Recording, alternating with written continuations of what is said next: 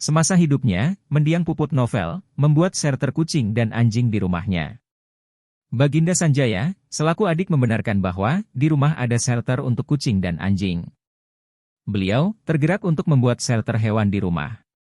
Jadi menolong hewan seperti kucing dan anjing yang memang menderita di jalan, kata Baginda, saat ditemui usai pemakaman di TPU Sanjaya, Jakarta Selatan, Senin 9 September 2024.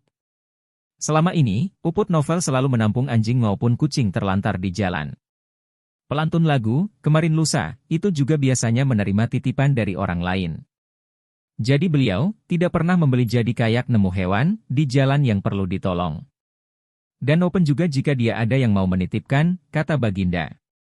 Sampai saat ini, ada total 20 ekor kucing dan 15 ekor anjing, di shelter hewan milik Puput Novel.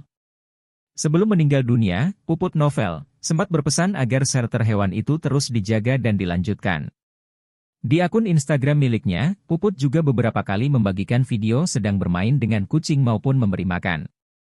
Puput Novel sendiri meninggal dunia pada Minggu, 8 September 2024. Puput Novel mengembuskan napas terakhirnya di usia 50 tahun. Puput Novel diketahui mengidap kanker payudara dan sempat mengalami komplikasi.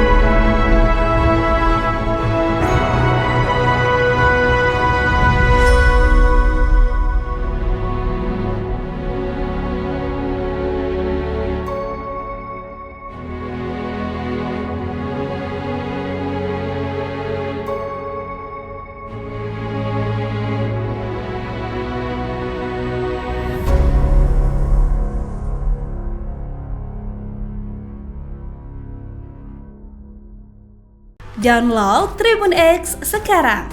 Menghadirkan lokal menjadi Indonesia.